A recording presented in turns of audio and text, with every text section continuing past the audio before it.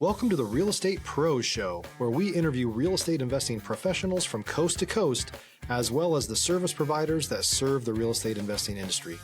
Our goal is simple: share what's working now to help you improve and scale your business to the next level and meet the pros that can help you get there.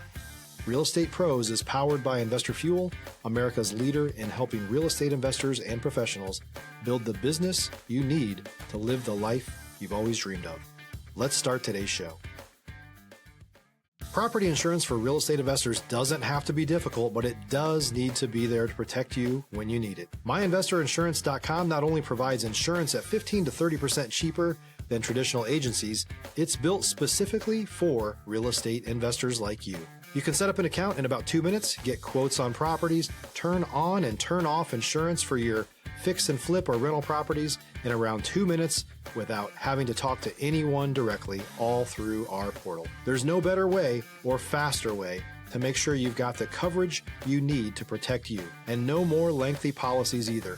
Once you're set up, you're billed monthly and prorated by the day for however long your policy is active. It's powered by MSI, the third largest independent MGA, with 1.5 million customers and more than $1 billion in cumulative premiums written.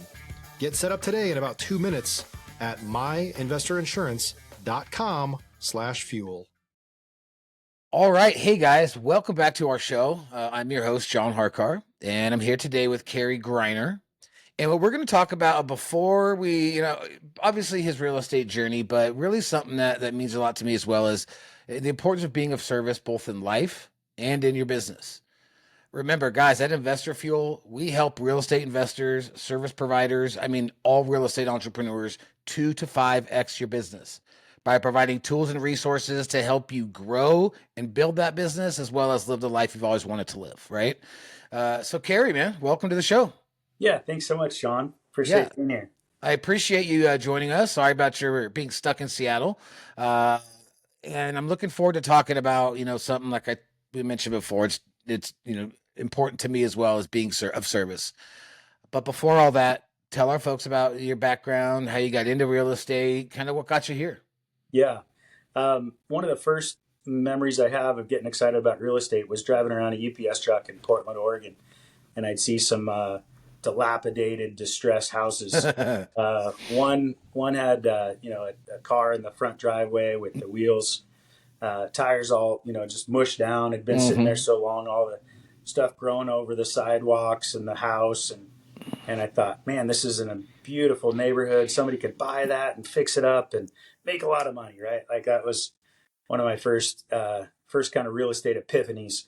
I think I tuned into Carlton Sheets for a minute. 2008, the dream became a reality. I got my real estate license after working at an adventure business that I moved to Central Oregon for. Okay. Doing snowmobile tours, ATV tours, but teamed up with an experienced broker at a boutique real estate firm and started being a broker.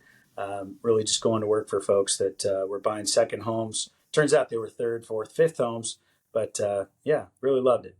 Awesome. And okay, so you let's kind of go back a little bit. So you started this snowmobile tour, right?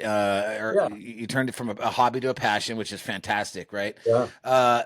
Before, and then you saw these properties working for UPS.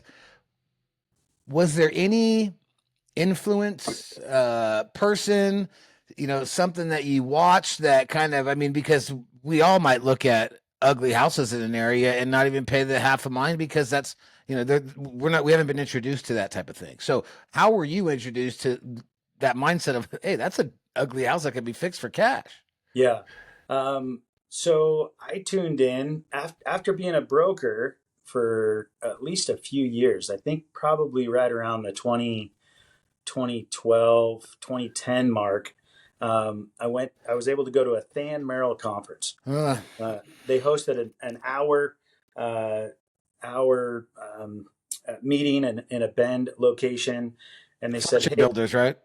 Yeah, Fortune Builders. Yeah, Than Merrill. Yeah. And they said, if you're excited about this kind of thing, we're hosting a multi-day conference over in Eugene. Pay us $150. We'll give you a hotel room. You can come. Stop living on an island and join the #1 mastermind in America for professional real estate investors. Investor Fuel is a community of hundreds of the nation's top investors working together to build stronger businesses and better lives. In addition to the amazing community of real estate investors acting as a board of advisors for one another, Investor Fuel members have access to 100% funding on purchase and repairs for our members only, a health insurance program, and benefits and discounts that more than pays for the membership of most of our members, meaning it's actually costing you money to not be a member of Investor Fuel. If you're looking to scale your business and build a business that allows you to live the life of your dreams, please visit investorfuel.com today and book a call with our team. And then they had a $25,000 price tag on this coaching program. But it was 3 days. I brought my wife, and it really said, hey, your money's not getting any more valuable. Like if you're trying to retire and you have, the government in mind and, some kind of retirement plan that's probably not working for you. They broke it down very scientifically, very mathematically. Right. And they said, if we really are looking for a way to retire comfortably, we're going to have to get into real estate. And so that was kind of the premise of the weekend. So they walked through all kinds of deal flow. And so that's where the ugly houses, came in. Like if you can go out and you can start to, essentially be a wholesaler, go out and try to find some properties and market those properties to people. And so how to market those properties to people and who would be the buyers. And then, the course went through all the way to, let's buy a multifamily once we get to that point and how to get funding for that and kind of a quick, real estate journey that probably take most people, 5 to 15 years. They said, this is how it works in a weekend. Right. And so a lot of it I kind of tuned into just being a broker and being in the world. Sure. But it really drove me to invest more time. I think about that time I was listening to Bigger Pockets with some folks on there and just eating it up, finding out how people had success, finding properties that were distressed, that were, purchased off market with creative financing, all those things. So that's kind of how it started for me. Okay. Let's talk about some of your struggles at the beginning of going, and even as being a broker or, as looking for ugly houses and stuff. I mean, what were some of the things when you got into the industry, I guess I could say, that were a couple more struggles for you? Yeah. One property I can think of in Prineville, I was out driving for dollars, which is cruising around neighborhoods looking for stuff that's distressed and do a little research into, who owns it and when did they pay and how long have they owned it. Some of the best deals, man. Some of the best deals. Right. So, went and knocked on the door and it's amazing. A gentleman told me one time when you're looking at off-market deals or distressed properties, you're working with a lot of people that have, mental, emotional problems, maybe drugs and alcohol. Yeah. This was a veteran. His yard was a mess. He was getting around with a walker at times. I don't believe he was on oxygen, but his life was hard, and a lot of it was related to probably the distress that war and being in the service put him through, and just for whatever reason not being able to work through some of that emotional, mental distress. But he signed a contract. My plan was to buy the house, rehab it. Burr was the methodology I was going to go after on this one. Got it into escrow, and the preliminary title report came out, and it said our local housing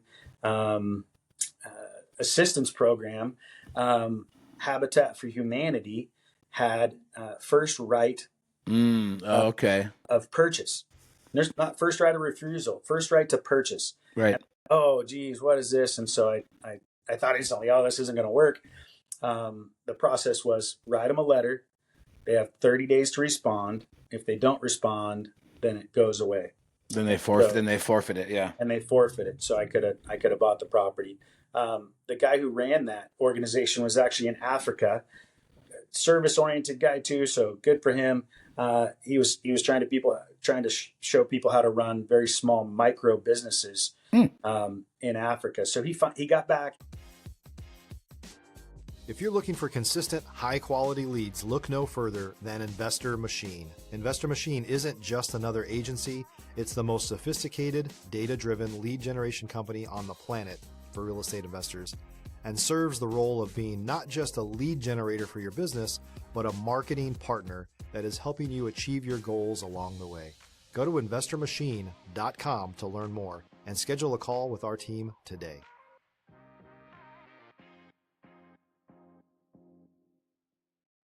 Just in time. I think it was day 29. Oh, man. Communicated, hey, we're going to buy the property. We'll take care of it.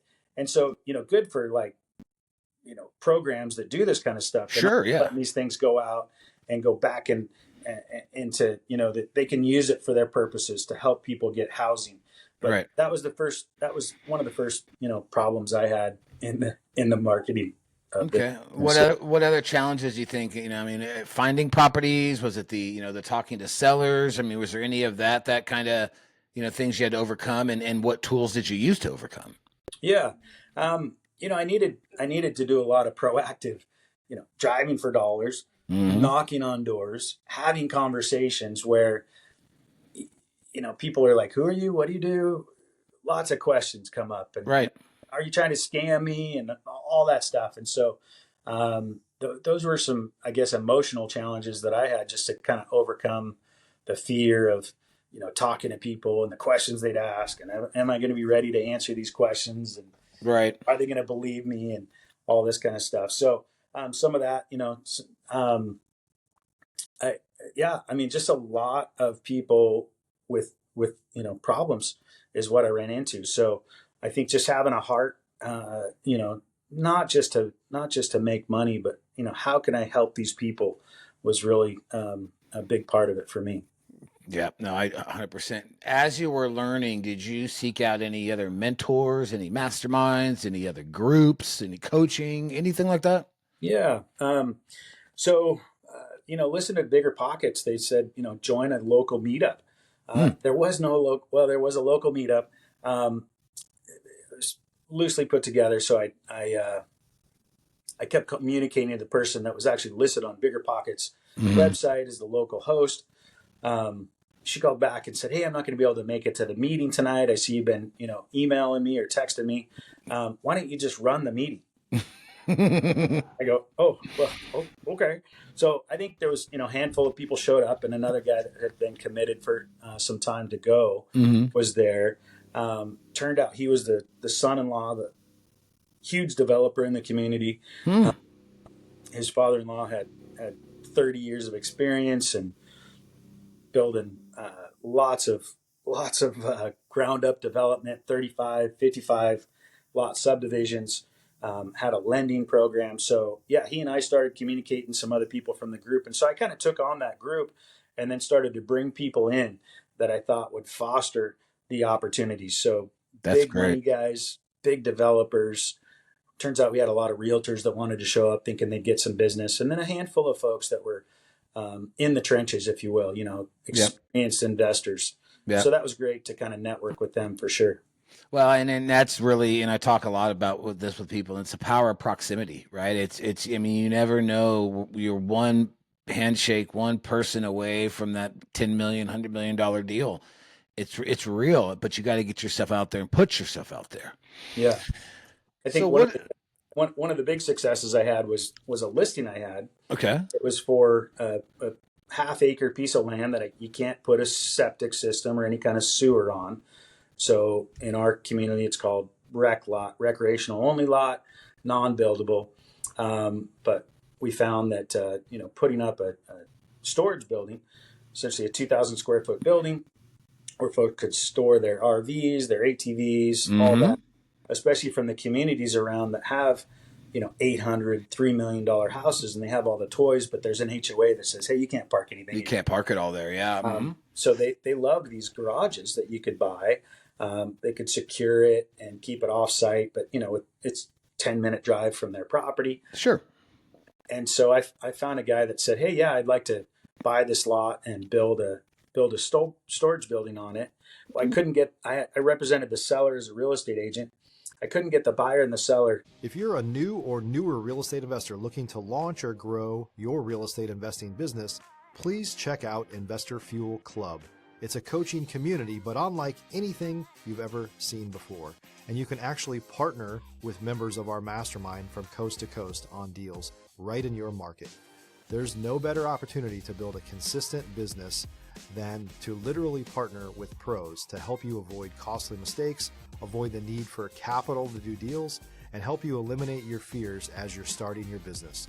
Learn more about Investor Fuel Club at investorfuel.com/club. There was about $5,000 off of it, I don't know, an $85,000 purchase price, and they just couldn't get there. And I said, hey, why don't I just buy this from the seller? I'll put up a barn, and then I'll sell the barn. And so I had some money that came in from an estate in the family. Some family money came in, and I went ahead and took the leap of faith and said, I'm gonna buy this property and build a storage building and sell it. So that was my first thing. The gentleman that ended up buying it was the one that was going to buy the land, but he bought it for more. He bought the poles, he bought the structure and everything, and he said, "Hey, Carey, let's do some more of these." And I honestly didn't know what it meant, but he said, "Let's do more." Now I've done 7 deals with that guy. We just buy these things, put up a pole building, and he's been a financial backer, a personal financer for these projects. So it's been really great. That's incredible. So you find rec land, right? So little rec, are they infill lots or are they like, where are they within, like, let's say the town? Are they on the outskirts? Yeah. You want the details. So these are in a particular zip code right around very exclusive high-end communities. Okay. And then the county, again, they've zoned this area. It's red lots. It's an overlay they have at the county. It says you can't build on these lots. It's kind of sporadic though. So once you go and you actually do a septic feasibility, which is digging the trench, digging test pits throughout the property, they're looking for a separation. If some of the lots have that separation, you can put a septic system in, and then you can build a house or a residential structure on it. Right. If it doesn't have that separation because they're worried about pollutants getting to the well water. The wells in the area, some of them are as shallow as 25 feet. Oh, wow. They go down to generally like 80 feet. So you can understand they don't want these effluents, filtering in and nitrates and things that would make the water terrible. Right. So it's a protection for the community. But yeah, those are the lots. They say, you can't build you can't put a septic system in. So yeah, half-acre lots. Back in the day, they were zoned for half acres. They've since been zoned. The whole community is R10, so rural residential, 10-acre minimum. So there's no way to subdivide these lots any further, even though they're half acre. Right.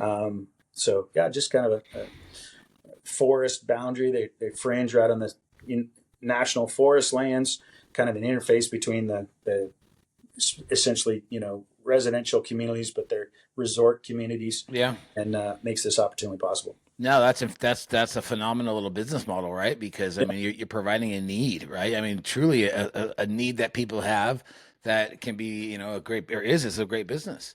So tell me, besides doing that with this gentleman, what else does your business look like today? Yeah, so just like in life, there's ups and downs. My real estate career has taken some pretty big ups and pretty big downs. Today, I have created a business, kind of a disruptor in the industry, and so now I'm promoting listings, full service brokerage listings, sell for $10,000, as little as $10,000. So if somebody says, "Hey, I want to sell my house.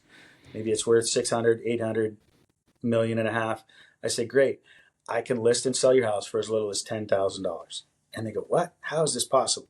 So it's kind of a disruptor in the industry, as you might start to imagine. Yeah, I can see it. I can see it. You probably understand what happened with the NAR lawsuit last year. Right. Class action lawsuit. NAR said, "Okay, we're going to settle. We don't want to pay $4.3 billion. We'll pay $318 million or thereabouts and just get past this." So they said, "Hey, sellers can't advertise anymore brokerage paid to a buyer's agent. No more." Right. So Now a buyer's agent is going, where am I going to get paid? They can't just look up at the MLS and say, oh, I'm going to show this house, and they're willing to pay me 2.5% or 3% if I sell this for them. Right. Nope. It's not even advertised in there. So that's one of the legal requirements. The second one is anytime a buyer's agent is going to show houses to a buyer, they have to get a compensation or a buyer's agreement that describes compensation. So a buyer's going to say, hey, I want to go buy some property. I need an agent. How much am I willing to pay, and what kind of services do I need from that buyer's agent? As an investor, maybe you don't need a lot. Maybe you say, hey, I know all about properties. I bought and sold tons. I just need somebody to open the door. I'm going to get the inspections. I'm going to do all the stuff. So you pay for a door opener, like so many buyer's agents are accused of being. So you can get away with paying a very low fee. If you say, hey, I'm a first-time home buyer and I need a lot of help, great. You're probably going to spend 2.5%, 3% and get great, hopefully legitimate wisdom as you go through that process to buy property. Right. But at Sell for 10K, when a buyer's agent comes and says, hey, I've got a buyer, he wants to ride on this property, we say, great. The seller already knows they don't have to pay the buyer. The seller already knows that the buyer and the buyer's agent have an agreement between themselves that says the buyer is going to pay the buyer's agent their fee, whatever it is. And so the seller is not on the hook to pay any buyer's agent. So I'm a marketing service. I'm a real estate service, full service brokerage. Love it. List and sell properties for as little as $10,000. So I think I'm going to get some market share, which is going to help me kind of re-up the war chest so I can go out and buy more properties. Why do you feel that you're going to get more of that share? I know why, but to inform our audience that maybe doesn't know as much about it. Why do you think what you're doing is going to bring you more business and get you your lion's share? Yeah. I just sold an airplane hangar. And the buyer that called on my listing wasn't represented. And I said to the buyer, I said, hey, I can represent you as a buyer's agent. I'm also the listing agent. We can do that as a disclosed limited agency in Oregon. Here's the information we have to provide to everybody, just kind of an initial buyer's pamphlet, we call it. And he goes, okay, great, Carey, let me take a look. And so he came back to me and said, yeah, I think I would like to use you as the buyer's agent. And I go, that's great. Tell me a little more about that. Why didn't you choose the person that helped you buy that resort community house that you bought just months earlier and probably did a good job for you? And he goes, our agent did a really great job, but I'm not sure it was a $40,000 good job. Because he saw on his closing statement this fee that was paid to the brokerage. Now, that broker didn't get that whole commission. But, the fees are extraordinary when you look at agency and brokerage fees. Yeah. Maybe when my parents, back in the 70s, had a house and a lot they built, and it was worth like $28,000. 83, 15 years later, whatever, it was worth $280,000.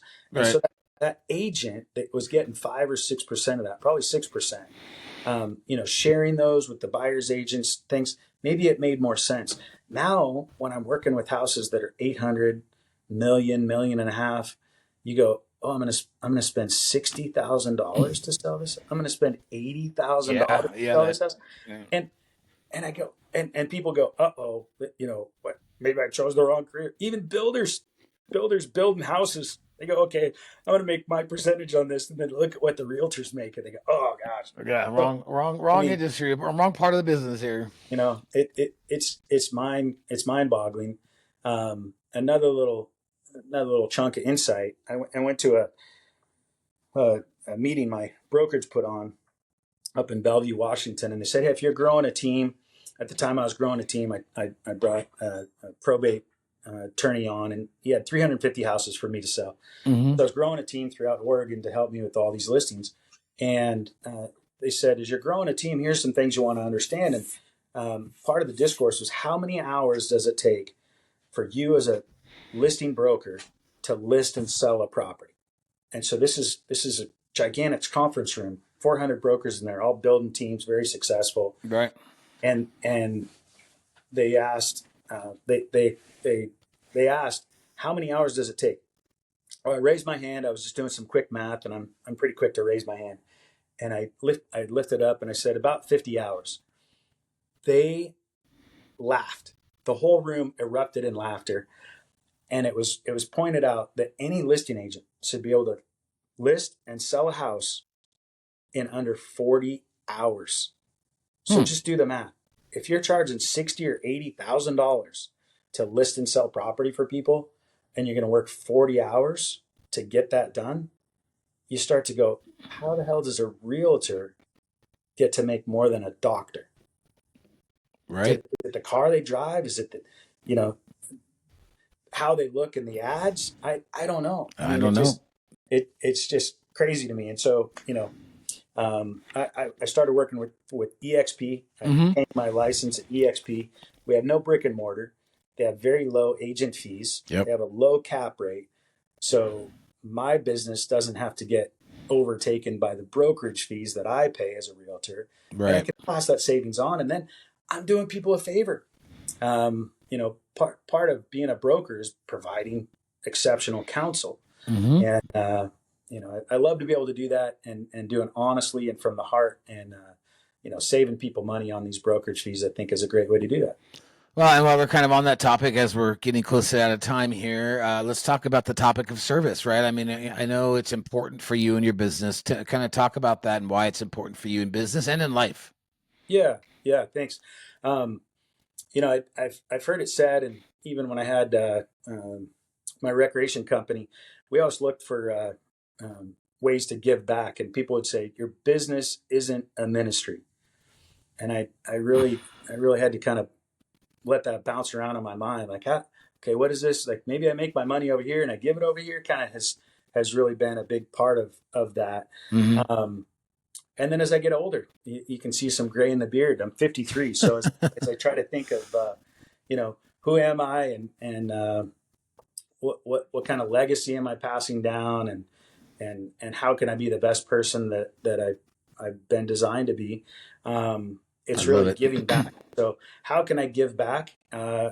Time, resources, hopefully some wisdom and investing that into other people. Maybe it's my experience, investing that back. And so I've just found different ways to do that.